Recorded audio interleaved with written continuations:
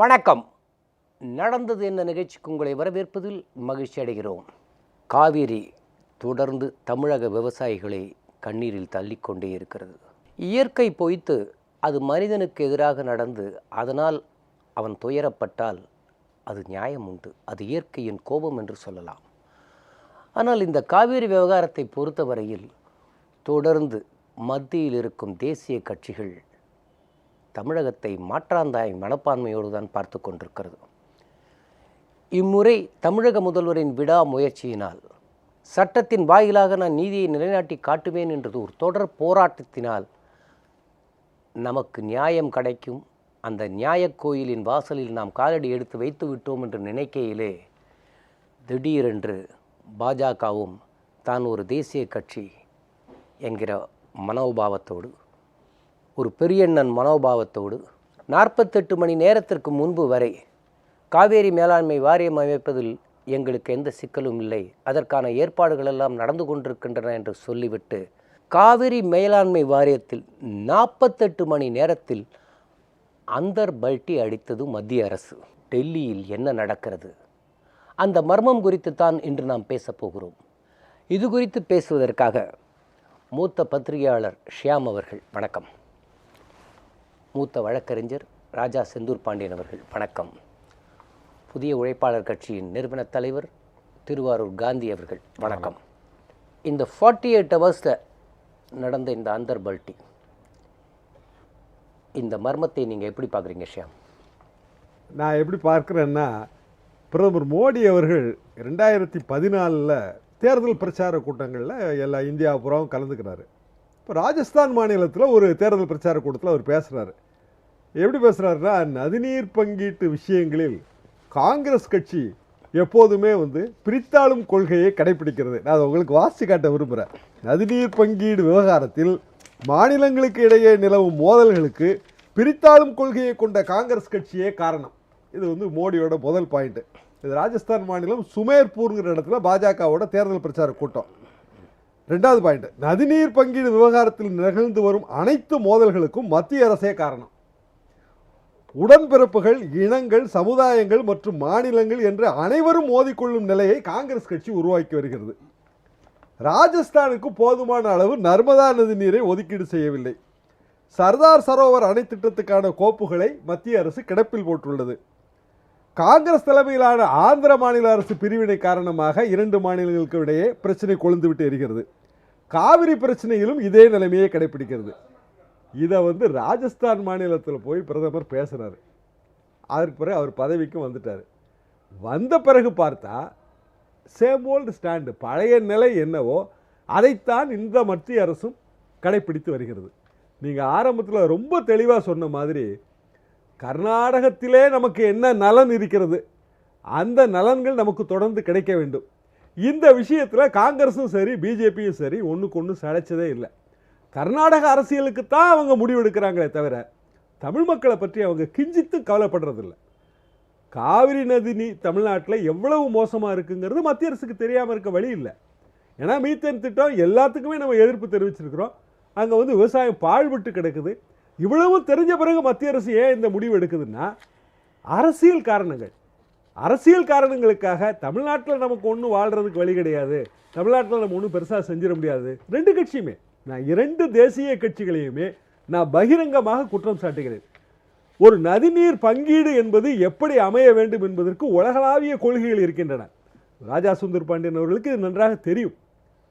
Helsinki கோட்பாடு, இது Finland நாட்டில் ஹெல்சிங்கிங்கிற நகரில் இந்த நதிநீர் பங்கீடு எப்படி இருக்கணும்னு ஒரு 50-60 ஆண்டுகளுக்கு முன்பு ஒரு கோட்பாடு வைக்கிறார்கள். ஏன்னா நாடுகளுக்கிடையே நதிகள் ஓடுகின்றன, நதிகளுக்கு ஏது எல்லை, இப்படி எப்படி பிரிக்கணும் அப்படின்னா, லோயர் ரைப்பேரியன் ஸ்டேட் கீழ்ப்பாசனத்தில் இருக்கிறவங்களுக்கு முன்னுரிமை. இப்போ நம்ம ஊர்லேயே கிராமங்கள்லேயே குளத்திலிருந்து பாசனம் விடுவோம், கீழ்ப்பாசனத்துக்கு முதல்ல தண்ணி விடு அப்படிங்கிறதா அதோட கோட்பாடு. இது உலகளாவிய அளவில் நிர்ணயிக்கப்பட்ட ஒரு கொள்கை. இதற்கு முன்னால் அமெரிக்காவில் ஒரு கொள்கை இருந்துச்சு. அது என்னன்னா இறையாண்மை கொள்கை. நதி என் வழியாக பாயுது, நான் தான் நதியோட மூலஸ்தானத்தை கையில் வச்சுருக்கேன், எனக்கு தான் நதி சொந்தம். இதெல்லாம் இந்த கொள்கையெல்லாம் அடிபட்டு போய் ரொம்ப வருஷம் ஆயிடுச்சு. காவிரியை பொறுத்த வரைக்கும் இன்னும் சொல்ல போனால், காவிரி கன்னடத்துக்கே சொந்தமான நதி இல்லை, அது வந்து கொடகுக்கு சொந்தமான நதி.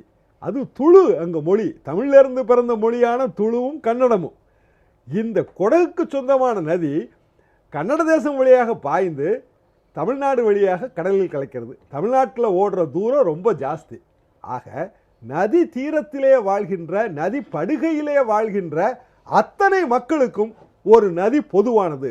இதுதான் ஹெல்சிங்கி கோட்பாடு. இந்த கோட்பாட்டின் அடிப்படையில் நம்ம வந்து நதி நீரை சுமூகமாக பங்கிட்டு கொள்ள வேண்டியது நம்ம கடமை. மத்திய அரசு அதற்கு துணை போகணும்.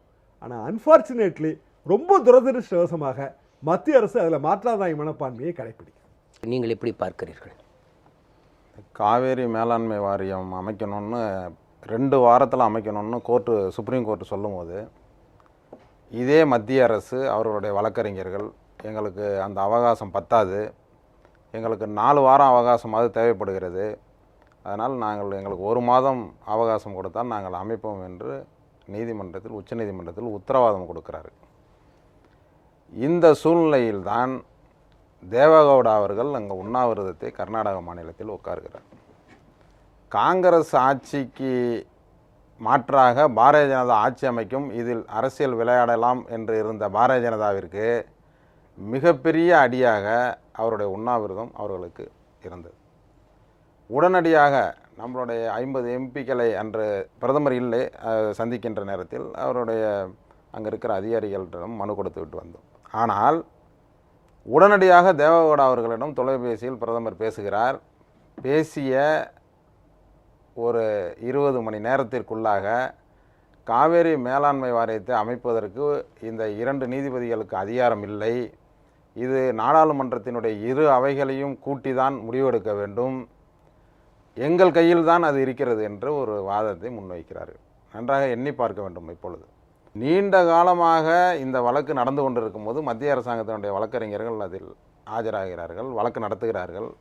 அப்பொழுது அவர்களுக்கு இந்த விஷயம் தெரிந்திருக்கிறதுக்கு 100% வாய்ப்பு இருக்கிறது. அப்படி இருக்கின்ற நேரத்தில் அமைக்கின்றதற்கு இன்னும் ஒரு சில நாள்கள் இருக்கின்ற நேரத்தில் இப்படி ஒரு முடிவை மத்திய அரசாங்கம் எடுத்திருப்பது கர்நாடகாவில் குமாரசாமி தலைமையில் ஏதாவது ஒரு ஆட்சி அமைந்து விடுமோ என்ற ஒரு பயத்தினால்தான் அவர்கள் காங்கிரஸும் மதசார்பற்ற ஜனதாதளமும் அங்கே ஆட்சி அமைக்காமல் பாரதிய ஜனதா ஆட்சி அமைப்பதற்கு ஏதாவது வழிவகை இருக்கிறதா என்பதை இன்றைக்கு அதனுடைய சூழ்ச்சியை பார்த்தீர்களா. இன்றைக்கு தண்ணி திறந்து விட சொல்லி இன்றையிலிருந்து 7ஆம் தேதியிலிருந்து திறக்க சொல்லி சுப்ரீம் கோர்ட்டு சொன்ன ஆணையை எதிர்த்து ஒரு சிறு போராட்டங்கள் கூட இன்னைக்கு கர்நாடகாவில் நடக்கவில்லை. ஏனென்றால் மத்திய அரசு நம்மளை பாதுகாத்து விடும் என்று அங்கே இருக்கிற கன்னடர்கள் நினைப்பதால் தான் இன்றைக்கும் அங்கு போராட்டங்கள், ஒரு சின்னோண்டு போராட்டங்கள், ஒரு கடையடைப்பு கூட இன்று நடைபெறாமல் இருக்கின்ற ஒரு சூழ்நிலை இருக்கிறது. மத்திய அரசாங்கம் அரசியல் ஆதாயத்திற்காக தமிழ்நாட்டை இப்படி வஞ்சித்திருக்கக்கூடாது என்பதுதான் இன்றைக்கு தமிழகத்தில் இருக்கிற அனைத்து கட்சிகள், எந்த கட்சியையும் பாராமல் அனைத்து கட்சியினுடைய ஒட்டுமொத்த குரலாக இன்றைக்கு தமிழகத்தில் ஒலித்து கொண்டிருக்கிறது.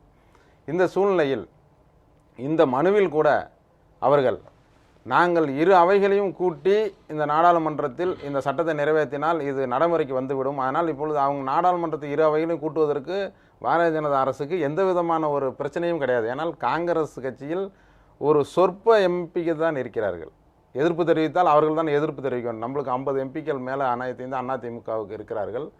2 அவைகளையும் கூட்டினால் கூட நாளைக்கே அந்த தீர்மானத்தை அவர்கள் நிறைவேற்றி விடலாம். உண்மையாலுமே தமிழக மக்களுக்கும் இந்த நாட்டு மக்களுக்கும் அவர்கள் ஒரு நன்மை செய்வதாக இருந்தால் நாளைக்கே நாடாளுமன்றத்தை கூட்டி இந்த உத்தரவை உடனடியாக அமலுக்கு கொண்டுட்டு வரட்டும். இது அனைத்து இந்திய அதிமுக எம்பிக்கள் அத்தனை பேரும் இதில் வாக்களிக்க போகிறார்கள் ஆதரித்து.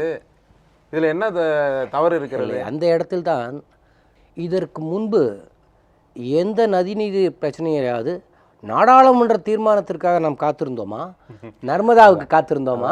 கோதாவரி கிருஷ்ணாவுக்காக நாம் நாடாளுமன்ற தீர்மானத்திற்கு? அதைதான் தமிழக முதல்வர் புரட்சித் தலைவி அம்மா அவர்கள் தெளிவாக இதை புரிந்து கொண்டுதான் சட்ட ரீதியான முடிவெடுத்தால் தான் இந்த தண்ணி கிடைக்கும் என்று இன்றைக்கு காவேரி டெல்டாவெல்லாம் இன்றைக்கு தண்ணி பாய்ந்து கொண்டிருக்கிறது. அங்கே இருக்கிற விவசாயிகள்லாம் மகிழ்ச்சி வெள்ளத்தில் இருக்கிறார்கள். ஆனால் இதை பொறுத்து கொள்ள முடியாமல் ஏதோ மத்திய அரசுக்கு எதிராக ஒரு உண்ணாவிரதம் நடத்துவது போல் உட்கார்ந்து கொண்டு மாநில அரசை இங்கே குறை சொல்லி நேற்று பேசியிருப்பது மிகப்பெரிய ஒரு வேதனையான விஷயம். இல்லை, அந்த சப்ஜெக்டுக்கு நான் மறுபடியும் வரப்போகிறேன்.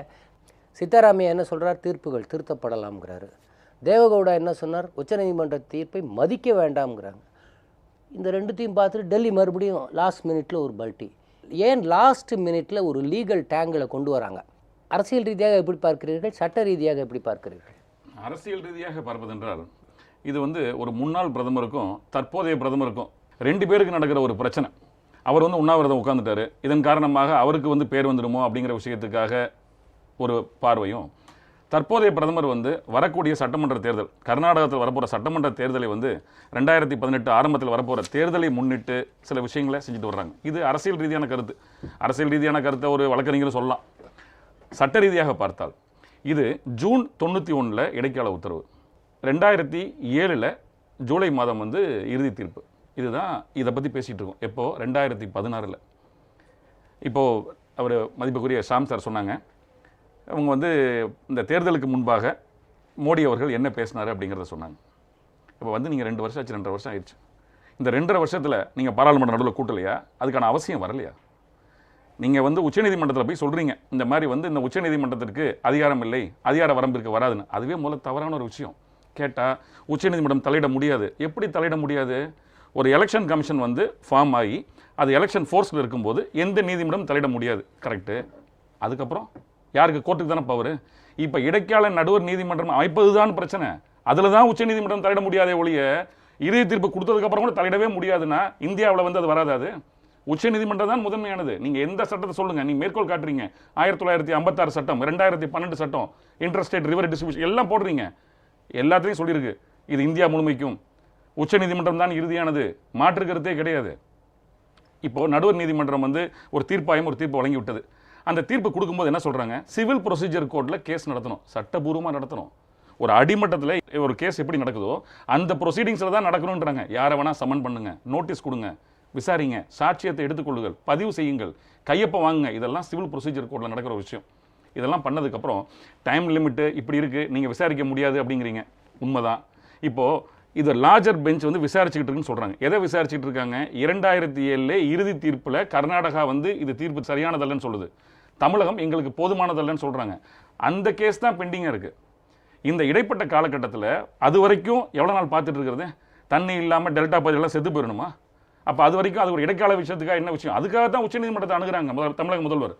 அவங்க மனுக்களாக தாக்கல் செஞ்சு அந்த மனுக்களில் ஒவ்வொரு கட்டமாக இன்னைக்கு சொல்லலை. இது 2012 மன்மோகன் சிங் பிரதமராக இருக்கும் பொழுது கர்நாடகத்தில் இருக்கக்கூடிய முதல்வரும் தமிழக முதல்வரும் 2 பேரும் வச்சு மீட்டிங் ஒன்று பண்ணுறாங்க. அது யார் சொன்னது? உச்சநீதிமன்றம் சொல்லுச்சு. அன்னைக்கு இருந்த பிரதமர் ஏற்றுக்கிட்டாரு, நீங்கள் ஏற்றுக்க மாட்டீங்களா? இன்னைக்கு சொல்கிற ஒரு இடைச்சொல்கான ஒரு விஷயம் திடீர்னு 2 நாளில் முடியாது அப்படின்னு சொன்னால் இது நீதித்துறை பெருசா இல்லை நாடாளுமன்றம் பெருசா அப்படிங்கிற விஷயத்துக்குள்ள மாண்புமிகு நீதியரசர்கள் மிஸ்ராவும் சரி லலித்தும் சரி அவங்க ஒதுக்கி வச்சிட்டாங்க. பரவாயில்ல, 18ஆம் தேதி லார்ஜர் பெஞ்சில் வரப்போகுது, அவ்வளோதானே. அதனால் ஒன்றும் ஆகிட போகிறது இல்லையே. இப்போ இதெல்லாம் பண்ணுறதுனால நீங்கள் பண்ணதெல்லாம் இல்லைன்னு ஆகிடுமா? அந்த சட்டம் சொல்லுது, 1956 சட்டம் சொல்லுது, இரு மாநிலங்களுக்கு இடையான ஒரு பிரச்சனை வரும்போது எப்படி நதிநீர் தொடர்பாக ஒரு தீர்வாயம் அமைக்கணும். அந்த தீர்வாயம் அமைச்ச பின்னாடி எப்பெல்லாம் காலக்கெடுவுக்குள்ள ஒரு டைம் ஃப்ரேமில் வேலை பார்க்கணுன்னு இருக்கு. நீங்கள் 2.5 வருஷம் ஆச்சு, அதுக்கு மொத்தம் போட்டுருக்கே 2 வருஷம் தான் டைமு. அதெல்லாம் தாண்டி 91 கொடுத்ததுலேருந்து இப்போ வரைக்கும் நாங்கள் போராடிட்டு இருக்கிறோம். 2007 கொடுத்ததில்ல, 2012 தான் கெசட்டில் வெளியிட்டாங்க. இப்படிப்பட்ட விஷயங்கள் நடந்து கொண்டு இருக்கும் பொழுது அது தெளிவாக அந்த சட்டத்தில் சொல்லியிருக்கு. ஒரு தீர்ப்பு கொடுத்தாச்சு அப்படின்னா அதை சென்ட்ரல் கவர்மெண்ட் பப்ளிகேஷனில் கவர்மெண்ட் கெசட்டில் வெளியிடணும். இது உட்பிரிவு 6.1. 6.2 என்ன சொல்லுதுன்னா, அப்படி 6.1 உட்பிரிவு பண்ணியாச்சுன்னா அது உச்சநீதிமன்ற தீர்ப்புக்கு இறுதியானது நிலையானதுன்றாங்க. நீங்கள் ஃபுல்லாக படிக்கணும் போது சட்டத்தில் உங்களுக்கு தேவையான பாயிண்ட் நீங்கள் இன்டர்ஃபியர் பண்ணக்கூடாது. எப்போ இன்டர்ஃபியர் பண்ணக்கூடாது? ஒரு கமிட்டி கான்ஸ்டியூட் பண்ணி பெண்டிங்கில் பண்ணக்கூடாது. ஃபைனல் ஆர்டர் அவார்ட் பாஸ் பண்ணிட்டாங்க. இனிமேல் யார் விசாரிப்பாங்கன்னா திரும்ப அந்த அதே ஒரு காவிரி தீர்ப்பை அமைத்து விசாரிப்பாங்களா? இல்லை, ரெக்கமெண்டேஷன்றாங்க. எல்லாமே ரெக்கமெண்டேஷன் தான். சட்டத்தில் ஷால் தான் போட்டிருப்பாங்க. அப்படிங்கிறப்போ ரெக்கமெண்ட் பண்ணுறாங்க. அந்த பரிந்துரை இருக்குன்னா அப்போ ஏற்றுக்க மாட்டிங்களா? இப்போ நீங்கள் கொடுத்த ஸ்டேட்மெண்ட்டில் தெளிவாக சொல்லிட்டீங்க கோர்ட்டில் இந்த மாதிரி உங்களுக்கு அதிகாரம் இல்லைன்னு. கோர்ட்டு நினச்சிருந்தா தெளிவாக சொல்லியிருக்கலாம், எங்களுக்கு அதிகாரம் இருக்கிறது. ஏன்னா உச்சநீதிமன்றத்தை பொறுத்த வரைக்கும் எந்த ஒரு விஷயமாக இருக்கட்டும், நீங்கள் நாடாளுமன்றம் ஒரு சட்டம் கொண்டு அந்த சட்டம் சரியானதல்ல, அதன் காரணமாக ஒரு தனிப்பட்ட நபர் பாதிக்கப்படுறான், ஒரு சமுதாயம் பாதிக்கப்படுதுன்னா அதை எதிர்த்து இறுதி தீர்ப்பு சொல்ல வேண்டிய அவசியம் கட்டாயம் உச்சநீதிமன்றத்துக்கு இருக்கிறது. இப்போ சைனாக்காரன் தண்ணியை நிப்பாட்டாங்க, ஏதோ ஒரு காரணம் நிப்பாட்டாங்க அப்படின்னா நீங்கள் என்ன பண்ணுவீங்க? கோர்ட்டில் கேஸ் போட்டு இப்படியே போயிட்டே இருப்பீங்களா? அப்போது உங்களுக்கு ஒரு சட்டம், தேசிய பாதுகாப்புனா வேற, நான் மாநிலத்துக்கு ஒரு பிரச்சனை வேறையா? உங்கள் கோர்ட்டில் அட்வொகேட் ஜெனரல் சொல்கிறார், நாங்கள் எங்களுடைய சப்மிட் பண்ணுறோங்கிறார். வந்ததுக்கு அப்புறமா உங்களுக்கு அதிகாரம் இல்லைன்றாங்க. இந்த பாயிண்ட்டை சொல்கிறாங்க. முக்கியமான விஷயம் என்னென்னா, கர்நாடகாவே இந்த பாயிண்ட் எடுக்கல. இந்த பாயிண்ட் எடுத்ததே இவங்க தான் எடுக்கிறாங்க. அவங்க அது வரைக்கும் எடுக்கல, சென்ட்ரல் கவர்மெண்ட் தான் எடுக்கிறாங்க. அது வரைக்கும் சொல்லலை. சரி சொல்லிட்டீங்க, இந்த மாதிரி அப்பாயிண்ட் பண்ணணும், செய்ய போகிறோன்னு சொல்லிட்டீங்க. அதில் ஒரு வார்த்தையாச்சும் காவிரியில் வந்து இந்த பிரச்சனை காரணமாக தமிழக விவசாயிகள் வந்து அவதிப்படுறாங்கன்ற வார்த்தையை சொல்லவே இல்லையே. அப்போ தமிழக நலன் கிடையாதா உங்களுக்கு? அது பின்னுக்கு தள்ளப்பட்டு விட்டதா? ஷாம் சார் சொன்னாங்க, இந்த மாதிரி வந்து பிரதமருக்கு தெரியாதா இவ்வளோ பிரச்சனைகள் இருக்குது, இங்கே காவிரி இதில் வந்து இவ்வளோ பாதிப்பு இருக்குன்னு தெரியாதான்னு. 100 பயங்கரவாதிகள் வந்து இந்தியாவில் ஊடுருவ இருக்கிறாரு ஒரு தகவல் தெரியுது உங்களுக்கு. ஆனால் இங்கே என்ன பிரச்சனை இருக்குது, எவ்வளோ விவசாயி செத்துட்டு இருக்கான்னு உங்களுக்கு தெரியாதா? அந்த வகையில் பார்க்கும் பொழுது இது அரசியல் ரீதியான சட்ட ரீதியான விஷயமாக இருந்தாலும் சரி, என்னவாக இருந்தாலும் சரி, ஒரு வழக்கில் ஒரு அமர்வு விசாரிக்குது. அவங்க மட்டும் நாங்கள் எடுத்துக்கொள்கிறோம், உங்களுக்கு என்ன இதில் உங்களுக்கு கவலை, உங்களுக்கு என்ன கஷ்டம், நீங்கள் சொன்னது தானேன்னு கேட்டிருந்தாங்கன்னா சென்ட்ரல் கவர்மெண்ட் ஒரு மிகப்பெரிய பின்னடைவு ஏற்பட்டிருக்கும். அதை நிதானமாக, ஏன்னா கோர்ட்டில் சுப்ரீம் கோர்ட்டில் இருக்கவங்களாம் அரசியல்வாதி இல்லையா, நீதிபதிகள், அதனால் அவங்க இப்பெல்லாம் முடிவெடுக்க மாட்டாங்க. நீங்கள் சொன்னீங்க கர்நாடகாவே எழுப்பாத பிரச்சனையை இப்போ மத்திய அரசு எழுப்பியிருக்குன்னு. இப்போ இன்னொரு விஷயம் பார்த்தீங்கன்னா, கர்நாடகா உச்சநீதிமன்ற உத்தரவுகளை நடைமுறைப்படுத்தவில்லை என்று அவருடைய வழக்கறிஞர் பாலி நரிமனே வழக்கிலிருந்து பின்வாங்கி கொண்டார். அப்படி பின்வாங்கி கொண்ட பாலி நரிமன் இப்பொழுது மறுபடியும் உள்ளே நுழைந்திருக்கிறாரே, அவருக்கு என்ன குழப்பம் ஏற்பட்டிருக்கிறது? இல்லை, அதாவது இதை பொறுத்த வரைக்கும் ஒரு வழக்கறிஞர் அப்படிங்கிறது வந்து தனிப்பட்ட மூத்த வழக்கறிஞர் பாலி நரிமன் மேலே நான் மிகப்பெரிய மரியாதை வச்சுருக்கேன். ஆனால் ஒரு மாநில நலனுக்காக ஒருத்தர் வரும்பொழுது அவர் வந்து இதை பொறுத்த வரைக்கும் ஒரு ட்ராமா மாதிரி தான் நான் கருதுறேன். எப்படின்னா, நான் இந்த மாதிரி வித்ட்ரா பண்ணிக்கிறேன் அப்படின்னு சொன்ன உடனே, சட்டத்தின் பார்வையில் நாங்கள் எதாவது செய்யணுமேன்றதுக்காக நான் கொஞ்சம் தண்ணி திறந்து விடுறோம் அப்படிங்கிறத சொல்கிறதுக்காக. ஏன்னா எடுத்த உடனே சொல்லிட்டா வழக்கறிஞரை வாபஸ் வாங்கிறேன்னு சொல்லிட்டாரு, தண்ணி கொடுக்க மாட்டேன்ட்டாங்க. இப்போ உச்சநீதிமன்ற தீர்ப்புக்கு கட்டுப்பட்டு நாங்கள் தண்ணி திறக்கிறோம் அப்படிங்கிற ஒரு கேட்வேக்காக, அதுக்காக மட்டும்தான் அமைக்கப்பட்டதாக நான் கருதுகிறேன். முதலில் கர்நாடகா தன்னுடைய கட்சிக்காரரையே நீங்கள் உச்சநீதிமன்ற தீர்ப்பை கடைபிடிப்பதில்லை என்று சொல்லி பின்வாங்கி இப்பொழுது மறுபடியும் அவர் வந்திருக்கிறாரே, நீங்கள் அதை எப்படி பார்க்கிறீர்கள்? எனக்கு ராஜா செந்தூர் பாண்டியன் கருத்து தான் சரின்னு நினைக்கிறேன். அது ஒரு வகையான ஒரு கோர்ட் ட்ராமா தான். அவரும் ஒரு வழக்கறிஞர், ரொம்ப சீனியர் பர்சன். நானும் இதே கோர்ட்டில் வந்து வழக்கறிஞராக பணியாற்றியிருக்கிறேன். இது வந்து ஒரு கோர்ட்டில் வந்து ஒரு ஷோ, ஒரு public show, playing to the gallery அப்படின்னு சொல்லுவாங்க. அப்போ வந்து என்ன இப்படி செஞ்சுட்டீங்க, சுப்ரீம் கோர்ட் தீர்ப்படி ஒன்றுமே செய்யலையே, நான் வேணா இதுலேருந்து விட்ரா பண்ணிக்கிறேன் அப்படின்னா அப்படி ஒரு ஸ்டாண்ட் எடுக்க, இல்லை நீங்கள் விட்ரா பண்ண வேண்டாம், நாங்கள் கொஞ்சம் தண்ணியை திறந்து விடுறோம், ஒரு இடைக்கால ஏற்பாடு. ஆக முழுமையான ஒரு தீர்ப்புக்கோ இறுதியான ஒரு விஷயத்திற்கோ போக விடாமல் தடுக்கிறார்கள். மொத்தத்திலேயே 25 ஆண்டுகளுக்கு முன்னாடி 1991 ஆல் பார்ட்டி மீட்டிங். அப்போ வந்து இன்றைய முதலமைச்சர் தான் அன்றைக்கு முதலமைச்சர். அந்த ஆல் பார்ட்டி மீட்டிங்கில் நான் கலந்துக்கிறேன். 205 டிஎம்சி தண்ணி. 25 வருஷம் கழித்து பார்த்தா அதை விட குறைஞ்ச தண்ணிக்கு நம்ம வந்து திருப்பி கண்ணீரோட தான் இருந்துகிட்டு இருக்கிறோம். எந்த விதமான முன்னேற்றமும் இல்லை. இவ்வளோத்து காரணம் யாருன்னா, ஒரிஜினலாக ஹேண்டில் பண்ண 74 தவறிழைத்த திமுக அரசு. இதை வந்து நம்ம உறுதியாக அடித்து சொல்லலாம். காவிரி பிரச்சனையில் தமிழ்நாட்டுக்கு பெரிதும் துரோகம் இழைத்தது திமுக அரசு தான், அன்றைய முதலமைச்சர் கருணாநிதி தான். இதில் எந்த சந்தேகமுமே இல்லை. நம்ம ஏற்கனவே அங்கே வந்து ஒரு வழக்கு நடந்துகிட்டு இருக்குது. அந்த வழக்கை வந்து இந்திரா காந்தி அம்மா சொல்றதுக்கு இவர் வந்து வாபஸ் வாங்குறாரு. வாபஸ் வாங்கின பிறகு இந்த 74ஓட நம்மளோட அந்த அக்ரிமெண்ட்டோட காலாவதி ஆகுது. அதை நம்ம வந்து ரினியூ பண்ணாமல் தமிழ்நாடு கவர்மெண்ட் விட்டுருது. இதற்கு பிறகும் தொடர்ந்து எப்போவுமே வந்து கர்நாடக நலன்களை மனதில் கொண்டு தான் வந்து திமுக செயல்படுது. அவங்களுக்கு கர்நாடகாவில் இன்ட்ரெஸ்ட் இருக்கு, கர்நாடகாவில் அவங்களுக்கு தேவையான சொத்துகள் இருக்கு, கர்நாடகாவில் அவங்களுக்கு வியாபாரம் இருக்கு. கர்நாடகாக்காரன் வந்து தண்ணி வந்து எனக்கு வேணும்னு நினைக்கிற மாதிரி கர்நாடகாக்காரனுக்கு தண்ணி வேணும்னு இவங்க நினைக்கிறாங்க.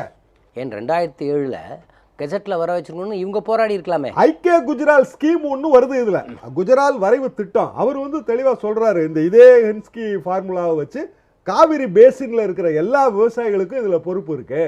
இத்தனை 4 ஸ்டேட் மொத்தம். கேரளா வந்து அவன் மேல இருக்கிறான், அவனுக்கு யாரும் இங்கேருந்து தண்ணி கொடுக்க முடியாது, அவன் தண்ணியை வந்து பிடிச்சிக்கிட்டு விட்டுறலாம், அது கவினிக்கு நேராக விட்டுறலாம். வயநாட்டில் தண்ணி எடுத்துக்கிட்டு கேரளா, தமிழ்நாடு வந்து பாண்டிச்சேரி காரைக்காலுக்கு கொடுக்கட்டும், இந்த மாதிரியான ஒரு ஸ்கீம் போட்டு அவரை வந்து அதை ப்ரொபோஸ் பண்ணுறாரு. ஆனால் அந்த ஸ்கீம் செயல்பட விடாமல் தடுத்தது அன்றைக்கு மத்திய அரசில் அங்கம் வைத்த திமுக. பாலி நரிமனுடைய இந்த ஸ்டாண்டை நீங்கள் எப்படி பார்க்குறீங்க? பாரதிய ஜனதாவினுடைய கர்நாடகா மாநில பொதுச் செயலாளராக இருக்கிறவர் சிடி ரவின்னு இருக்கார். அவர் என்ன சொல்கிறாருன்னா, அவர் வழக்கறிஞராக என்னன்னு எனக்கு தெரியல, ஆனால் வழக்கறிஞர்களுக்கு அவர் ஒரு அறிவுரை சொல்கிறாரு. என்ன சொல்கிறாருன்னா, வழக்கறிஞர்கள் சட்ட அறிவு மட்டும் இருந்தால் போதாது, அவர்களுக்கு தொழில்நுட்ப ரீதியான அறிவும் இருக்கிறவர்கள் இந்த வழக்கில் இருக்க வேண்டும் என்று கர்நாடக அரசுக்கு ஒரு அறிக்கையை கொடுக்குறார். அதனால் கூட அவருக்கு ஒரு கோபம் வந்திருக்கலாம். ஒரு மாநிலத்தினுடைய பொதுச் செயலாளர், பாரதிய ஜனதாவினுடைய பொதுச் செயலாளர் இருக்கிறவர் இப்படி சொல்லுகிறார். வழக்கறிஞர் என்பது தொழில்நுட்ப அறிவை தெரிந்து கொள்ள வேண்டிய அவசியமில்லை. தெரிந்து கொள்ள வேண்டிய விஷயத்தில் தெரிந்து கொள்ள அவர்களுக்கு சட்டம் தெரியும். வழக்கை யார் கொடுக்கிறார்களோ அவர்கள் அந்த வழக்கில் இருக்கிற தொழில்நுட்ப விஷயங்களை வழக்கறிஞர்களுக்கு சொல்ல வேண்டும். இந்த வழக்கு இந்த மாதிரியான வழக்கு, இந்த வழக்கில் இப்படி இருந்தால் சரியாக இருக்கும் என்ற உண்மை நிலைமை வழக்கறிஞர்களுக்கு சொல்லும்போது அவர்களுக்கு இயற்கையாகவே தொழில்நுட்ப அறிவு வந்துவிடும். ஆனால் வழக்கறிஞர்களை மிரட்டுவது போல் ஒரு அறிக்கையை கொடுக்கிறார். அந்த அறிக்கைக்கு பிறகுதான் இப்படி ஒரு டிராமாவே அங்கே அரங்கேற்றப்படுகிறது. நான் வெளியேறுகிறேன்னு சொல்கிறார். அப்புறம் மறுபடியும் நான் அந்த கோர்ட்டில் நானே வழக்கை நடத்துகிறேன் என்று சொல்லுகிறார். இப்படி பாரதிய ஜனதா தமிழகத்தில் ஒரு நிலைப்பாடும் கர்நாடகத்தில் ஒரு நிலைப்பாடும் எடுப்பதனுடைய காரணம், தமிழகத்தில் அனைத்து தொகுதிகளிலும் நிற்பதற்கு கூட அவர்களுக்கு வேட்பாளர் இல்லை இந்த உள்ளாட்சி தேர்தலில். ஆனால் கர்நாடகாவில் அப்படி அல்ல. ஆட்சியை பிடிக்கின்ற அளவிற்கு அவர்களுக்கு அங்கே பலம் இருக்கிறது. அதை ஏன் நம் ஒரு மாநிலத்தினுடைய முதலமைச்சராய் வருவதை நாம் ஏன் இழக்க வேண்டும் என்பதற்காக தான் மத்திய அரசாங்கம் இப்படி ஒரு டிராமாவை அரங்கேற்றிருக்கிறது என்பதை தான் இன்றைக்கி ஒட்டுமொத்த தமிழ் மக்களினுடைய கருத்து. பிரதமர் மோடி ஒரு நல்ல மனிதர், நல்ல விஷயங்களை கையில் எடுப்பவர். ஆனால் சில சூழ்ச்சிக்கு அவரே எப்படி இதில் பலிகடானார் என்பது தான் புரியவில்லை. அதுதான் தமிழக மக்கள் இன்றைக்கு பேசி கொண்டிருக்கிறார்கள். இந்த விஷயத்தை பொறுத்தவரை மத்திய அரசாங்கம் உடனடியாக அப்படி ஒரு வாய்ப்பு 2 அவைகளையும் கூட்டி தான் இந்த காவேரி மேலாண்மை வாரியத்தை அமைக்க முடியும் என்ற சூழ்நிலை வந்தால் அதை நாளைக்கே செய்தால் கூட தமிழக மக்கள்கள் அவர்களுக்கு செய்கின்ற ஒரு நன்மையாக இருக்கும். 8 கோடி தமிழர்களின் வாழ்வாதாரத்தை அவர்கள் நினைத்து பார்க்க வேண்டும். இலங்கை தமிழர்கள் பிரச்சனையை விட்ட மாதிரி இந்த தண்ணி பிரச்சனையும் அவர் விட்டார்கள். தமிழகத்தை யாராலும் காப்பாற்ற முடியாது. இப்படி இருக்கின்ற சூழ்நிலையில் சட்ட ரீதியான போராட்டத்தை புரட்சித் தலைவி அம்மா அவர்கள் கையில் எடுத்ததனால்தான் காவேரியில் இன்றைக்கு தண்ணி வந்து கொண்டிருக்கிறது. இன்றைக்கு கடைமடை பகுதி வரை தண்ணி சென்று விட்டது என்பது ஒரு மகிழ்ச்சியான செய்தி இன்றைக்கு தமிழகத்தில் எல்லா விவசாயிகளும் போற்றி கொண்டிருக்கிறார்கள். இந்த சூழ்நிலையில் கூடிய விரைவில் ஒருங்கிணைந்த டெல்டா விவசாயிகள்லாம் சேர்ந்து தமிழக முதல்வர் புரட்சித் தலைவி அம்மா அவர்களுக்கு ஒரு நன்றி அறிவிப்பு கூட்டத்தை மிகப்பெரிய அளவில் காவேரி டெல்டா மாவட்டங்களில் நிச்சயமாக செய்வார்கள். அதாவது 1979 நர்மதா அணை திட்டம் வந்தபோது அப்போது நாடாளுமன்றத்தில் விவாதிக்கப்பட வேண்டும் என்று சொல்லவில்லை. 2015 கோதாவரி கிருஷ்ணா அந்த பிரச்சனையிலும் நாடாளுமன்ற தீர்மானம் என்று சொல்லவில்லை. இப்போது திடீரென்று நாடாளுமன்ற தீர்மானம் நிறைவேற்ற பிறகுதான் காவேரி மேலாண்மை வாரியம், அப்புறம் ஒரு உயர்மட்ட தொழில்நுட்ப குழு என்றெல்லாம் சொல்கிறார்களே. மேலாண்மை வாரியம் அமைக்க சட்ட ரீதியாக நாடாளுமன்றத்தின் தீர்மானம் அவசியமா? இதுக்கான ரெஃபரன்ஸை நம்ம தமிழ்நாட்டில் எடுத்துக்குவோம். எப்படின்னா, கச்சத்தீவு பிரச்சனை. கச்சத்தீவை பொறுத்த வரைக்கும் பாராளுமன்றத்தில் எந்த விதமான தீர்மானம் போடாமையே ஒப்பந்த நடைமுறையில் கொடுத்தாச்சு. அப்போ என்ன பண்ணலாம்? வாஜ்பாய் மிகப்பெரிய தலைவர் பாராளுமன்றத்தை பற்றி பேசியிருக்கிறாரு. அப்போ எல்லாத்துக்குமே அவசியம்னா அப்போ கச்சத்தீவு போய் எடுத்துகிட்டு வந்துடலாமா? நாளைக்கு போய் ஒப்பந்தம் வேணும், ஒப்பந்தத்தில் கொடுத்தாச்சு. நாடாளுமன்றத்தை தீர்மானம் நிறைவேற்றப்படவில்லை. அப்படிலாம் இருந்துச்சுன்னா செல்லாதுன்னா எவ்வளோ நீங்கள் சொன்னீங்களே, வரிசையாக சொன்னீங்க. ஒவ்வொரு பிரச்சனைகளையும், நதிநீர் பிரச்சனைகளையும் பாராளுமன்றம் அவசியம் இல்லை. நான் தான் சொன்னேன், சட்டம் தெளிவாக இருக்கிறது. 1956 சட்டத்தில் தெளிவாக வரையறை செய்யப்பட்டிருக்கிறது. ஒரு ட்ரிபியூனல் அப்பாயிண்ட் பண்ணும்போது no court has power, supreme court தலையிட முடியாது.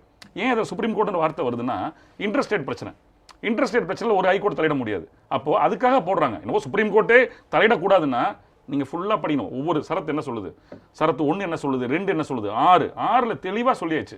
ஒன்ஸ் ஃபைனல் ஆர்டர் பாஸ் பண்ணியாச்சுன்னா அதை சென்ட்ரல் கவர்மெண்ட் கெசட்டில் பப்ளிஷ் பண்ணணும். பப்ளிஷ் பண்ணியாச்சு அப்படின்னு சொன்னால் that deems to be supreme court decree. அப்போ உச்சநீதிமன்ற தீர்ப்பு அப்படின்னு சொல்லி ஒன்று இருக்கும்பொழுது அதில் திரும்பவும் நீங்கள் அப்போ எதுக்காக பண்ணுறீங்க? இதெல்லாம் பண்ண வேண்டிய அவசியமே இல்லையே. நீங்களே செஞ்சுருக்கலாமே, பாராளுமன்றத்தை கூட்டி நீங்கள் விவாதிச்சிருக்கலாமே, முடிவெடுத்துருக்கலாமே. அப்போ அந்த ஊரில் பிரச்சனை நடக்குது, சண்டை போடுறான், தகராறு பண்ணுறான். தமிழகம் அமைதியாக இருக்குது. ஏன்னா நாங்கள் சட்டத்தை நம்புகிறோம். நாங்கள் தமிழகம் இந்தியாவின் ஒரு அங்கத்தை நம்புகிறோம். எல்லாமே நாங்கள் ஒத்துக்கிறோம். எல்லாமே அப்படி தான் வரோம். அப்படிப்பட்ட ஒரு தருவாயில் அந்த ஊரில் பிரச்சனை நடக்குது, எலெக்ஷன் வரப்போகுது, தேவகவுடா ஒரு ஸ்டாண்ட் எடுத்துட்டாரு அப்படிங்கிற காரணத்துக்காக சொன்ன விஷயங்களை மாற்றி சொல்கிறது, அதுக்கு பாராளுமன்றத்தை தீர்மானம் நிறைவேற்றணும்னு சொல்கிற விஷயங்கள் எல்லாமே அது சட்டத்தின் பார்வையில் சரியானதில்லை. ஏன்னா ஏராளமான முன்னுதாரணங்கள் இருக்கின்றன, இதெல்லாம் இல்லைங்கிறதுக்கு. இப்போ இந்த உயர்மட்ட தொழில்நுட்ப குழு அமைக்கிறாங்களே, இதனால் என்ன நடக்கும்னு நினைக்கிறீங்க? இல்லை இப்போ இந்த உயர்மட்ட குழுங்கிறது இப்போ என்ன பண்ணிட்டு இருக்காங்க, நேற்றுலாமே பண்ணியிருக்காங்க, ஆய்வு பண்ணியிருக்காங்க. கர்நாடகா இருக்கக்கூடிய அனைத்து அணைகளில் எவ்வளோ நீர் வரத்து இருக்குது, அடுத்து மேட்டூர் வர போகிறாங்க, இங்கே விவசாய சாகுபடி நிலங்கள் எப்படி இருக்குன்னு பார்க்க போகிறாங்க. இதான் முன்னாடி சொல்லியாச்சே. சார் சொன்னது போல் காலத்தை இழுத்து இப்போது நாங்கள் என்ன பண்ணுறோம், சட்டத்தை நம்புகிறோம். நாங்கன்னா தமிழக மக்கள் எல்லாரும் சேர்ந்து நம்பிட்டு இருக்கிறோம், சட்டத்தை நம்பிட்டு இருக்கோம். அவங்களும் நம்பிட்டு இருக்காங்க. என்ன வரும், மழை வந்துடும், மழை வந்துட்டால் தண்ணி கொடுக்க வேண்டிய அவசியம் இல்லை, இழுத்து இழுத்து கொண்டு விடுறதுக்கான சூழல் தான். ஆக இந்த தருவாயில் இப்படியே போயிட்டு இருக்க காரணத்தினால எந்த விதமான ஒரு விஷயமும் சட்ட ரீதியான விஷயத்தை பொறுத்த வரைக்கும் சென்ட்ரல் கவர்மெண்ட் வந்து தடை போடலாமே ஒழிய, தற்காலிகமாக நிறுத்தலாமே ஒழிய, இறுதி தீர்ப்புங்கிறத பொறுத்த வரைக்கும் சட்டப்படியான விஷயங்கள் தான் செயல்படுத்தப்படும். ஏற்கனவே அங்கே கர்நாடகாவில் எவ்வளோ தண்ணி இருக்குன்னு பார்த்தாச்சு, மேட்டூரில் என்ன இருக்குன்னு பார்த்தாச்சு. இதெல்லாம் பார்த்து ஆய்வு செய்து உச்சநீதிமன்ற பார்வைக்கு வச்சு அதுக்கப்புறம் வந்த பிறகு இப்போ மறுபடியும் ஒரு உயர்மட்ட தொழில்நுட்ப குழுனா அதை பற்றி நீ எப்படி பார்க்குறீங்க? அது பெரிய ஏமாற்று வேலை. உயர்மட்ட தொழில்நுட்ப குழுங்கிறதே ஏமாற்று வேலை தான். என்ன காரணம்னா, நமக்கு வந்து இதுக்கு ஜிஓ இஷ்யூ ஆயிடுச்சு. செந்தூர் பாண்டியன் சொன்ன மாதிரி வந்து அது வந்து சுப்ரீம் கோர்ட் டிகிரிக்கு வந்து ஈக்குவல். அதுக்கு பிறகு பாராளுமன்ற இரு அவைகளையும் கூட்டி அதுவே வந்து ஹம்பக்கு, அதெல்லாமே தேவையே கிடையாது. நீங்கள் சுப்ரீம் கோர்ட்டில் தீர்ப்பு சொன்ன பிறகு, சுப்ரீம் கோர்ட் தீர்ப்பு வெளிவந்த பிறகு பாராளுமன்றத்துக்கு எப்படி நீங்கள் போவீங்க? இந்த நாடு வந்து காமன் லா கண்ட்ரி. பிரிட்டிஷ் பாராளுமன்ற முறைகளை நம்ம வந்து பின்பற்றுறோம். எழுதப்பட்ட சட்டத்தை விட வியாக்கியானம் செய்யப்பட்ட கோர்ட்டு சட்டம் உயர்ந்தது. அதான் இதோட சிம்பிள் பிரின்சிபல். அதாவது கேஸ்லா தான் சுப்பீரியர். காமன் லா கண்ட்ரியை ஃபாலோ பண்ணும்போது பாராளுமன்றத்தை விட கூட நீதிமன்றத்துக்கு அதிகாரம் ஜாஸ்தி. அதான் உண்மை. அப்படி இருக்கும்போது கெசட்டில் போட்ட உடனே சுப்ரீம் கோர்ட் தீர்ப்போட அந்தஸ்து அதுக்கு வரும்போது திருப்பி ஒரு வாட்டி எப்படி நீங்கள் பாராளுமன்றம் போக முடியும்? காந்தி சொன்ன மாதிரி இழுத்தடிச்சு கர்நாடக தேர்தலில் வெற்றி அடைகிறதுக்கான ஒரு வழி அது நம்மளால் புரிஞ்சுக்க முடியுது. ஆனால் நியாயம் வந்து யார் பக்கம் இருக்குங்கிறதுல சுப்ரீம் கோர்ட் வந்து எந்த வகையிலையும் வந்து சமரசம் செய்து கொள்ளாது. 3 நீதிபதிகள் கொண்ட அந்த அமர்வின் முன் இருக்கின்ற அந்த தாக்கீது வேற, 2 நீதிபதிகள் விசாரிக்கிறது வேற, 2க்கும் இடையில தொடர்பே இல்லை. ஆனாலும் ஒரு சைடு ரெப்ரசன்ட் பண்ணும்போது சுப்ரீம் கோர்ட் வந்து கொஞ்சம் டைம் கொடுக்கணும்னு நினைக்குது. அந்த டைம் கொடுக்கறதுக்காக அவங்க இந்த கமிட்டியை போடுறாங்க. செந்தூர் பாண்டி சொன்ன மாதிரி இதெல்லாம் ஏற்கனவே இணையத்தில் இருக்கிற செய்தி. இது கமிட்டியே வேண்டியதே கிடையாது, செலவு பண்ணிட்டு போக வேண்டியதே கிடையாது. கம்ப்யூட்டர் முன்னாடி உட்காந்து பட்டனை தட்டினா எங்கெங்கே எவ்வளோ இருக்குன்னு நமக்கு தெரிய போகிறது. அவ்வளோ சின்ன விஷயம். கர்நாடகா என்ன செய்யுதுன்னா, அணைகளில் வந்து தண்ணியை சேர்த்து வச்சால் அது வந்து நமக்கு ஆபத்து, இவ்வளோ தண்ணி இருக்குன்னு சொல்லுவாங்கன்னு சொல்லி பல்வேறு சிறிய நீர்ப்பாசன திட்டங்களில் கொண்டு போய் அவங்க தண்ணியை சேர்க்குறாங்க. நிறைய இடத்துல வந்து லிஃப்ட் இரிகேஷன் மூலமாக தண்ணியை உயர, பீடபூமியில் உயர தூக்கி கொடுத்து அங்கெல்லாம் சேர்த்து வைக்கிறாங்க. உண்மையிலே இந்த தொழில்நுட்ப குழு கர்நாடகா பூரா டிராவல் பண்ணி பார்த்தா எவ்வளோ தண்ணி உண்மையிலே இருக்குங்கிறது தெரியும். ஆனால் ரெயின்ஃபால் டேட்டா வச்சு தான் நம்ம இப்போ அசஸ் பண்ணுறோம். எவ்வளோ மழை வந்து இந்த நீர்பிடிப்பு பகுதியில் பெஞ்சிருக்கு அப்படின்னா எவ்வளோ தண்ணி உனக்கு வந்திருக்கணும், எவ்வளோ தண்ணி இருக்குங்கிறத வச்சே கிடையவே கிடையாது. எவ்வளோ மழை பெஞ்சிருக்கு அதன் மூலமாக எவ்வளோ தண்ணி உனக்கு கிடைச்சிருக்கணும், நீ எவ்வளோ தண்ணியை வந்து ஆற்றுல விடணும். ஆறு என்பது உனக்கு சொந்தமானது அல்ல, அந்த ஆறு பாய்கின்ற பகுதியெல்லாம் சொந்தமானது. ஆற்றங்கரையிலே நாகரிகம் வளர்கிறது. வான் பொய்ப்பினும் தான் பொய்யா மலைத்தனையா வனக்காவேரி என்று சொல்கிறார் சிலப்பதிகாரத்தில். நடந்தாய் வாழி காவேரி என்று சொல்கிறார்கள். ஆக காவிரி என்பது நமது கலாச்சாரம், அவர்களது கலாச்சாரமும் கூட. நாம் அனைவருமே இந்தியாவில் இருக்கிறோம். அப்படி இருக்கும்போது அனைவருக்கும் சமரசமான ஒரு முடிவை எடுக்க வேண்டிய மத்திய அரசு முட்டுக்கட்டையை போடுவது எங்களுக்கெல்லாம் மிகப்பெரிய வருத்தமாக இருக்கிறது. திருவாரூர்காரரான காந்தியின் நெஞ்சில எவ்வளவு பெரிய கொதிப்பு இருக்க முடியும் என்பதை என்னால் புரிந்து கொள்ள முடியும். இந்த திருவாரூர்காரர் வந்து இப்போ உச்சநீதிமன்றம் ஆரம்பத்திலிருந்து இது எப்படி அணுகுதுன்னா சட்ட ரீதியாக மட்டும் இல்லை. இப்போ என்னன்னா ஒரு பின்வாங்கல் அப்படிங்கிறது வந்து நீங்க சொன்னது சரிங்கிறதுக்காக இல்லை. சரி, 3 பேர் அவங்க விசாரிக்கிறாங்க, இவங்க அந்த ஸ்டாண்ட் எடுக்கிறாங்க, இதனால திரும்ப ஒரு பிரச்சனை வந்துடக்கூடாதுங்கிறதுக்காக இங்கே கர்நாடகத்தில் இருக்கக்கூடிய தமிழர்களுக்காக எப்படி எடுத்துக்கணும்னா வாழ விடுன்னு சொல்றது சட்டத்தில் எங்கேயாவது இருக்கா? அப்போ நீதிபதிகள் அந்த வார்த்தையை சொன்னாங்கன்னா எவ்வளோ வழியோடு அந்த வார்த்தையை சொல்லியிருப்பாங்க. ஆக ஆரம்பத்திலிருந்து உச்சநீதிமன்றத்தை பொறுத்த வரைக்கும் அவங்க தெளிவான ஒரு அணுகுமுறையில் இருக்காங்க. வழக்க விசாரிச்ச நீதிபதிகள் சொல்றாங்க லிவ் அண்ட் லெட் லிவ், வாழ இப்போ அடுத்து இப்படியே வச்சுக்குவோம், இப்படியே போயிட்டே இருக்கு. ஒரு ஸ்டேட்டில் சொல்கிறாங்க அதெல்லாம் முடியாது, நாங்கள் ஒரு கேஸ் ஒன்று போட்டிருக்கிறோம், இந்த கேஸ் சம்மந்தப்பட்ட ஒரு கேஸ் வந்து விசாரிக்கிறது லார்ஜர் பெஞ்ச் விசாரிச்சுட்டு இருக்கு. அந்த லார்ஜர் பெஞ்ச் விசாரிச்சுட்டு இருக்கும்போது இந்த இடைக்காலமாக இருக்கக்கூடிய இந்த விஷயத்தை கூட அவங்க தான் விசாரிக்கணும்னு சொன்னால் எப்போ தீர்வு வர்றது?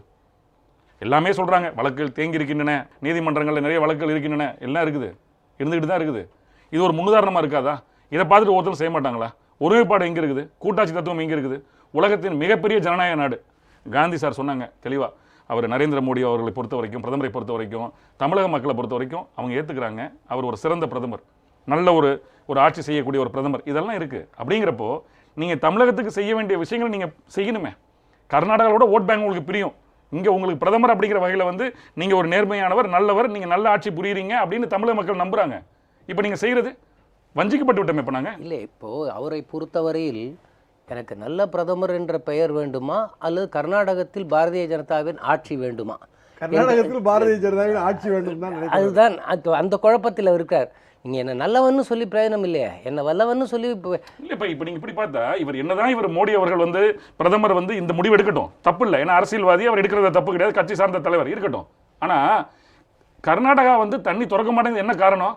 நாங்கள் கொடுக்க மாட்டோம், உச்சநீதிமன்றம் எங்கள் ஆட்சியை கலை, நாங்கள் மீண்டு வருவோம், அப்போ அவங்க அது போயிடுமே. அதான் அவங்க எதிர்பார்க்குறாங்க. அவங்க என்ன மாதிரி தானே அண்டர் கரண்ட் ஆஃப் பாலிடிக்ஸ் என்னன்னா, நாங்கள் உச்சநீதிமன்ற தீர்ப்பை மதிக்க மாட்டோம், சுப்ரீம் கோர்ட் எங்கள் ஆட்சியை கலைக்கிட்டோம். கலைச்சா காங்கிரஸ்க்கு என்ன சௌரியம்? மக்கள்கிட்ட போய் பார், உங்களுக்காக தான் போராடி எங்கள் ஆட்சியை இழந்திருக்கோன்னு ஒரு சிம்பத்தி வாங்கலாம். இப்போ அதே ஸ்ட்ராட்டஜியை பாஜகவும் எடுக்குதோ?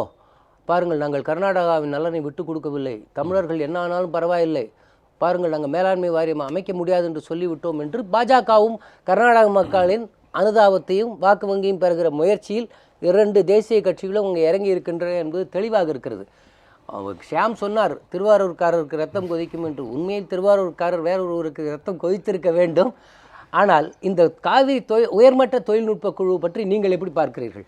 நீங்கள் டேமில் எவ்வளோ தண்ணி இருக்குன்னா அங்கே இருக்கிற விவோட்ட கேட்டாவே சொல்லுவோம்.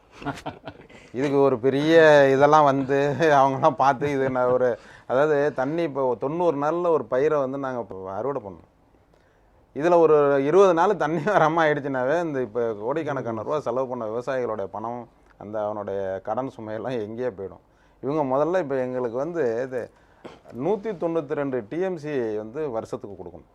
ஒரு வருஷத்துக்கு 192 டிஎம்சி தர வேண்டும். ஜூன் மாதத்துலேருந்து கொடுக்கணும். அதை கொடுக்கல அவங்க.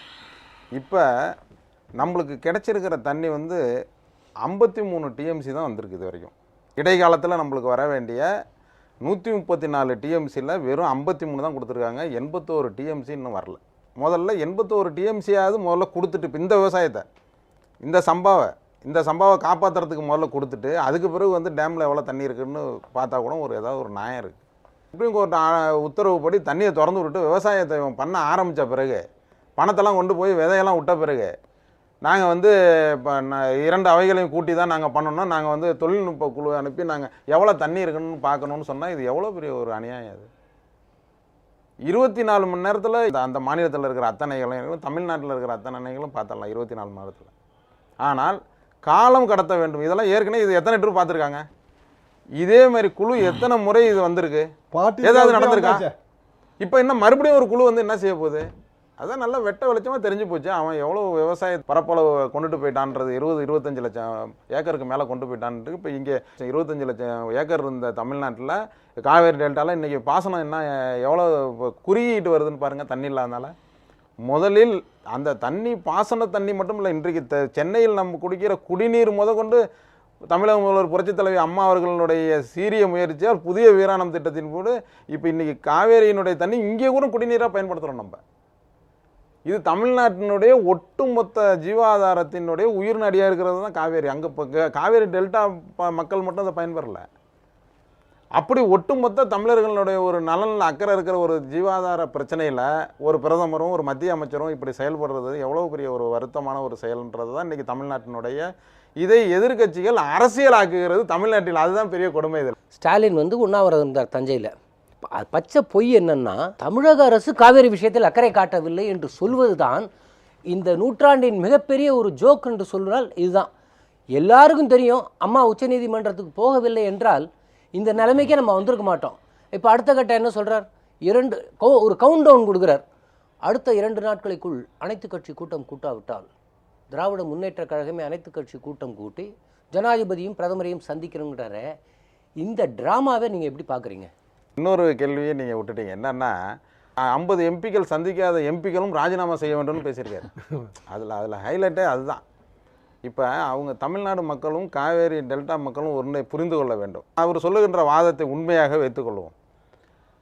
அவருக்கு உண்மையாலுமே தைரியம் இருந்தால் இதே கர்நாடக முதலமைச்சர் சீதாராமையா இவர்களுடைய கூட்டணி கட்சியினுடைய ஒரு மாநிலத்தினுடைய முதல்வர், இவர் கூட்டணி கட்சியாக அங்க வகிக்கிற ஒரு மாநிலத்தினுடைய முதல்வர் அங்கே இருக்கிறார். அவர் சென்றார், டெல்லி சென்றார், பிரதமரை சந்திக்க முடியவில்லை.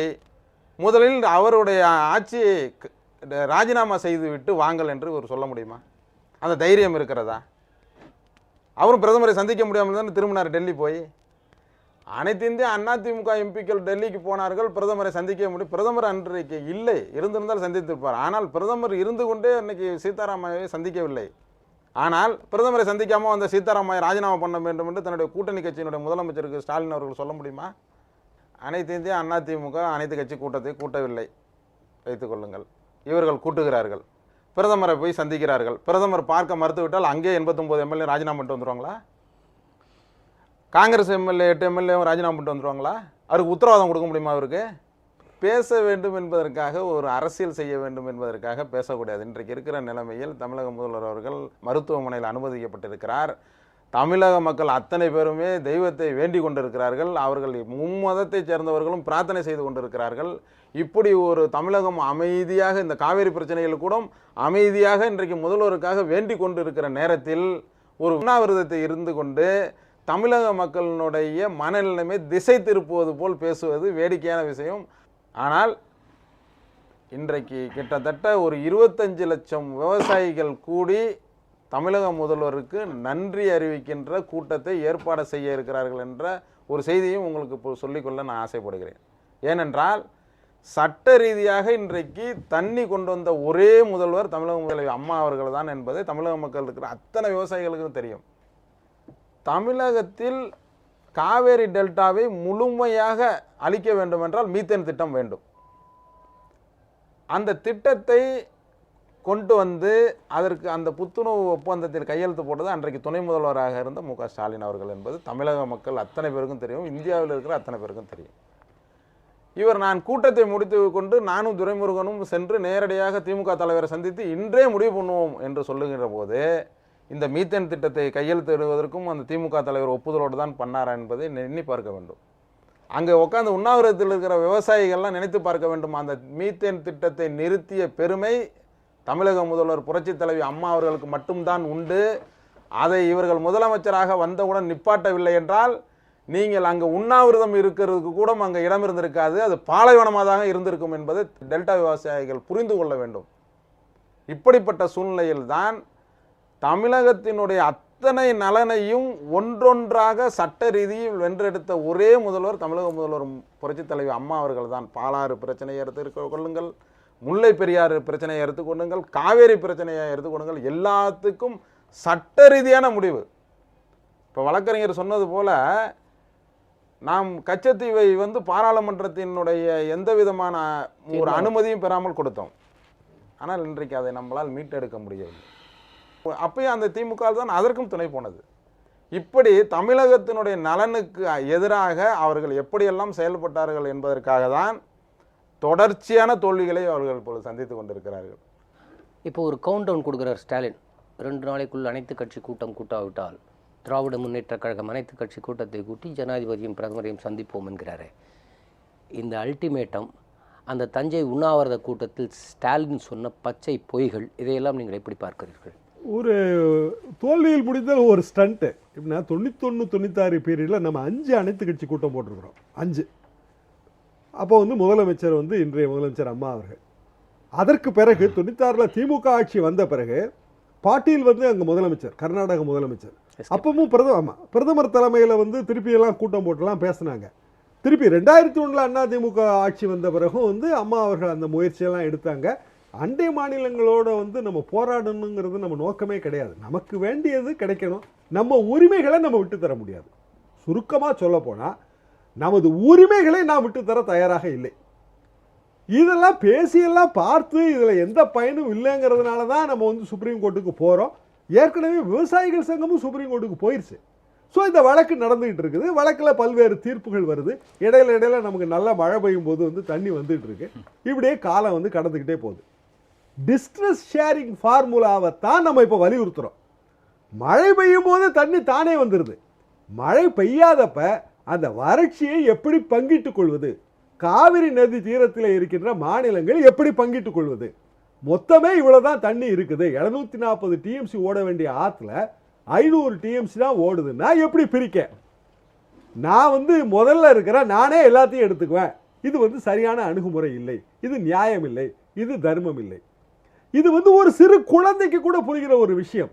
இவ்வளவு பெரிய அரசியல் இயக்கமாக இருக்கின்ற திமுகவுக்கோ அதன் தலைவராக இருக்கின்ற திரு கருணாநிதி அவர்களுக்கோ அல்லது அவரது மகன் திரு ஸ்டாலின் அவர்களுக்கோ புரியாதது அல்ல. ஆனாலும் ஏன் இப்படி சொல்கின்றார்கள் என்றால், ஒரு குழம்பிய குட்டையிலே மீன் பிடிக்கின்ற ஒரு தனம், ஒரு சேய் ஒக்கல் தண்ணியில் இருக்க சிந்தை கடன் கொடுத்து போயலைந்து தேடி வந்த புத்தி கெட்ட ஒரு தாய் என்று சொல்லுவார்கள். அது கம்பராமாயண பாடல். இப்படி குழந்தையை ஒக்கலிலே வைத்துக்கொண்டு குழந்தையை காணோம் காணோம் என்று மடியில பிள்ளையை வச்சுட்டு ஊரெல்லாம் அதுதான் கதைங்க. இப்பொழுது ஸ்டாலின் அவர்கள் 2 நாள் அல்டிமேட்டம் வைப்பதும், இவரே அனைத்து கட்சி கூட்டத்தை கூட்டி பிரதமரையும் ஜனாதிபதியும் சந்திப்பையும் சொல்லியிருக்காரு. இதை நீங்கள் எப்படி பார்க்கிறீர்கள்? அனைத்து கட்சி கூட்டம் கூட்டப்படலை அப்படிங்கிற குற்றச்சாட்டு தமிழக அரசுக்கு எதிராக வைக்கப்படுகிறது, முன்வைக்கப்படுகிறது. அதில் 2 விஷயம் இருக்குது. ஒன்று, எல்லா பேருமே தமிழக முதல்வருக்கு போய் சேர்கிறது. அவங்க தான் கேஸ் போட்டாங்க, அவங்க தான் கெசட்டில் உட்கார்றதுக்காக போராடினாங்க, உண்ணாவிரதம் இருந்தாங்க, இதெல்லாம் அவங்களுக்கு மட்டுமே போகுது அப்படிங்கிற காரணத்துக்காக இந்த அனைத்து கட்சி கூட்டங்கிறது பிற கட்சிகளால் முன்வைக்கப்படுகிறது. ஆனால் நியாயம் என்ன வேணும், தமிழக மக்கள் நலன் என்னங்கிற விஷயத்தை தான் நம்ம முன்னாடி பார்க்கணும். அந்த வகையில் அனைத்து கட்சி கூட்டம் கூட்டியிருந்தால் என்ன ஆயிருக்கும்? கர்நாடகா என்ன நடந்துச்சோ அதான் இங்கே நடந்திருக்கும். ஒவ்வொரு கட்சியும் இப்போ கர்நாடகாவில் எப்படி எந்த கட்சி நடத்துகிற அந்த குரூப் நடத்துகிற ஒரு பந்து நல்லா நடக்குது, எப்படி ஆகுதுங்கிறத காட்டுறதுக்காக, பயமுறுத்துறதை காட்டுறதுக்காக எடுத்துக்கொள்ளப்பட்ட தள்ளுமுள்ளு இங்கேயும் பந்து நடத்துனாங்க. தமிழக அரசு மிக கவனமாக தேவையான காவல்துறையை டெப்ளாய் பண்ணி சிறப்பாக பண்ணாங்க. எந்த விதமான பிரச்சனைகள் கிடையாது. அனைத்து கட்சி கூட்டம் கூட்டினா இங்கே பிரச்சனை ஆகும், ஏதாவது விபரீதங்கள் நடக்கும், அதன் காரணமாக தமிழகத்தில் சட்டம் ஒழுங்கு கெட்டு போச்சுன்னு ஒரு வாதத்தை முன்வைக்கிறதுக்காக இதை முன்வைக்கிறாங்க. சுப்ரீம் கோர்ட்டை பொறுத்து இப்போ எடுத்துக்கும். இப்போ சென்ட்ரல் கவர்மெண்ட் சொல்லிருச்சு, இவங்க 2 ஜட்ஜு நீங்கள் விசாரிக்கிறது நீங்கள் பண்ண முடியாது அப்படின்னது. இப்போது சென்ட்ரல் கவர்மெண்ட்டுடைய ஸ்டாண்ட் என்ன? சுப்ரீம் கோர்ட்டுக்கு பவர் இல்லைங்கிறது ஸ்டாண்டா, இல்லை இந்த 2 ஜட்ஜு விசாரிக்காமல் லார்ஜர் பெஞ்சில் போய் விசாரிங்கன்னு சொல்கிறதா? இப்போ கடைசியாக லார்ஜர் பெஞ்சுக்கு தான் போகுது. அப்படின்னா உச்சநீதிமன்ற தீர்ப்புக்கு நாங்கள் கட்டுப்படுறோம், எப்படியாவது உங்களை விழுந்து கேட்டுக்கிறோம், ஒரு பெட்டிஷன் ஃபைல் பண்ணுறோம், தள்ளி விட்டுருங்க, முதல்ல இப்போதைக்கு காலம் தாழ்த்துங்க அப்படிங்கிற நோக்கத்துக்காக வைக்கப்படுகிறது. இதை பொறுத்த வரைக்கும் சட்ட ரீதியான போராட்டம் மட்டும்தான் இதில் வெல்லும். இப்போது விவசாயிகளுக்கு நாங்கள் பேங்க் அக்கௌண்ட் ஓப்பன் பண்ணுறோம், பணம் வரும், உங்களுக்கு செல்ஃபோன் வாங்கி கொடுக்குறோம், எங்கள் விவசாயிகளுக்கு அது தேவையில்லை, எங்களுக்கு சாப்பாடு வேணும், தோழர் காந்தி சார் சொன்னாங்களே, அந்த அடிப்படையில் இது விவசாயம் சம்மந்தப்பட்ட விஷயம், வாழ்வாதார சம்மந்தப்பட்ட விஷயம், அவங்க வாழ்க்கையே அதில் தான் இருக்குது. உங்களுக்கு குடிக்கிறது மட்டும் தான் சொல்லிட்டு இருக்கிறீங்க. உங்களுக்கு 1000 முன்னேற்பாடுகள் இருக்கலாம், எவ்வளோ வேணால் செஞ்சுக்கலாம், ஆனால் எங்களுக்கு எதுவுமே கிடையாது. அப்படிப்பட்ட தருணத்தில் இப்போ இருக்கக்கூடிய அரசியல் கட்சிகள்லாம் அனைத்து கட்சி கூட்டம் கூட்டி அவங்களுக்கு ஒரு பேர் எடுக்கணும். அவர் நேற்று பேசும்பொழுது அவர் சொல்கிறார், அதில் என்ன ஒரு விஷயம்னா, விவசாயிகளோடு திமுகவும் சேர்ந்து கொண்டு போராடியது அப்படின்றாங்க. எங்கே போராடினது? நீங்கள் பிடபிள்யூடி மினிஸ்டராக திரு மு கருணாநிதி இருக்கும்பொழுது நீங்கள் அப்போ தான் இங்கே அணை கட்ட ஆரம்பித்தாங்க, நீங்கள் அதை தடுக்கலை. அடுத்து போட்ட கேஸை வாபஸ் வாங்கிட்டீங்க. அதன் பிறகு நீங்கள் ஒப்பந்தத்தை புதுப்பிக்கல. 3 வரலாற்று பிழை இன்னும் அப்படியே தான் இருக்குது. அதுக்கு நீங்கள் பதில் சொல்ல மாட்டீங்க. ஏன் திராவிட முன்னேற்ற கழகம் இவ்வளோ பெரிய வரலாற்று பிழை பண்ணிச்சுக்கிறத பேச மாட்டீங்க. ஆனால் நீங்கள் எல்லாம் கூப்பிடுங்க, பேசிங்க அப்படின்றாங்க. நீங்கள் மத்திய அரசில் பவர்ஃபுல்லான அங்கம் வகித்த போது கூட கெசட்டில் பதிவு பண்ணுங்கன்னு சொல்ல மாட்டீங்க. அதுவும் மத்திய அரசுக்கு பிரஷர் கொடுக்க மாட்டீங்க. 2007 இருந்த காலகட்டத்தில் எதுவுமே சொல்லலை. 2011 வந்த தமிழக முதல்வர் தான் அதுக்கான முன்னெடுப்பு செய்கிறாங்க. இது எல்லாம் ஒரு பக்கம் இருந்தாலும் சரி, மத்திய அரசுல நீர்ப்பாசனத்துறையை நீங்க வாங்க மாட்டீங்க.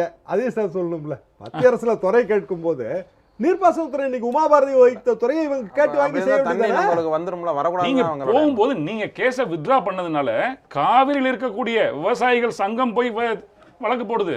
ஆக ஒரு விஷயத்தை பார்க்கணும். இப்போ இந்த விஷயத்தில் ஒரு தீர்வான ஒரு விஷயம், உச்ச நீதிமன்றத்திற்கு தலையிட அதிகாரம் இருக்கிறதா இல்லையாங்கிறது 1956 சட்டம் உட்பிரிவு 6(2) தெளிவாக வரையறை செய்யப்பட்டிருக்கிறது. இப்போது கூட மத்திய அரசு முன்வைக்கக்கூடிய வாதம் என்ன அப்படின்னா, நீங்கள் விசாரிக்கக்கூடாதுங்க, அவ்வளோதான். இப்போ கேஸ் யார்கிட்ட போகுது? லார்ஜர் பெஞ்சுக்கு தான் போகுது. ஆக உச்ச நீதிமன்றத்துக்கு அதிகாரம் இருக்கிறது.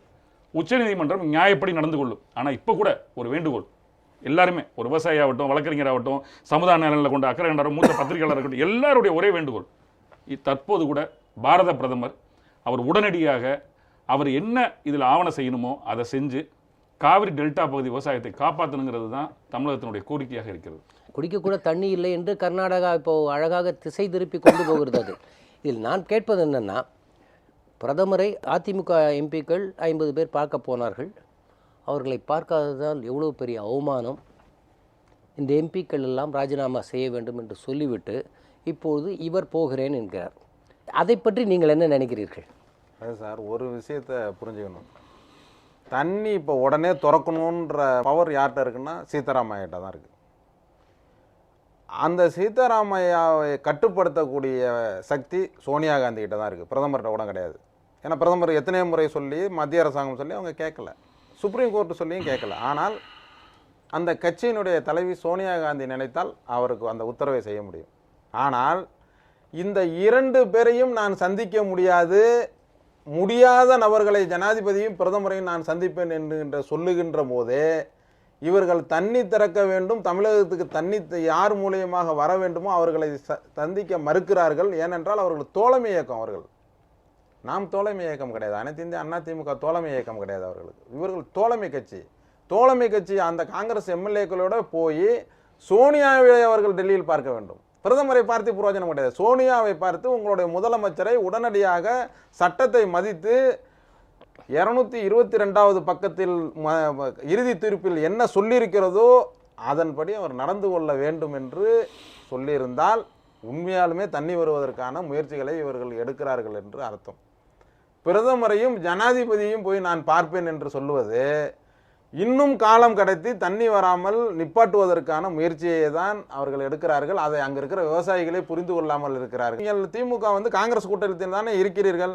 வாங்கள் விவசாயிகள் எல்லாம் சேர்ந்து, எங்களுடைய சங்கம்லாம் சேர்ந்து திமுக தலைமையில் சீதாராமையாவை பார்ப்போம், இல்லை என்றால் டெல்லியில் போய் சோனியா காந்தி வீட்டை முற்றுகையிடுவோம். முற்றுகையிட்டு உடனடியாக உங்களுடைய முதலமைச்சரிடம் தமிழகத்துக்கு சேர வேண்டிய தண்ணீரை உடனடியாக திறந்து விடுங்கள், இல்லை என்றால் நாங்களே இங்கே ராஜினாமா லெட்டரை உங்களிடமே கொடுத்து விடுகிறோம் என்று சொல்லியிருந்தால் உண்மையாலுமே தமிழக மக்கள் மீது இவர்களுக்கு அக்கறை இருக்கிறது என்று அர்த்தம். இப்போ ஒரு பிரைம் மினிஸ்டர்கிட்ட ஒரு அப்பாயின்மெண்ட் கேட்டு போகிறதுன்றது வேற. நாம் நம்ம அவசரத்துக்காக கொண்டு போய் மனு கொடுக்குறோம், பிரதமர் அலுவலகத்தில் இல்லை, அலுவலகத்தில் கொடுத்துட்டு வந்துருக்காங்க. இதுக்காக நம்ம எம்பிஸ் ரிசைன் பண்ணணும்னு சொல்கிறது எந்த வகையில் நியாயம்? அதுதான் சார், நான் தான் சொன்னேன்ல, அவர்களுக்கு ஒரு சீட்டு கூட இங்கே கிடைக்கல. போன தேர்தலில் ஒரு எம்பி கூட அவங்களுக்கு, மக்களால் தேர்ந்தெடுக்கப்பட்ட எம்பி ஒரு எம்பி கூட அவங்களுக்கு கிடையாது.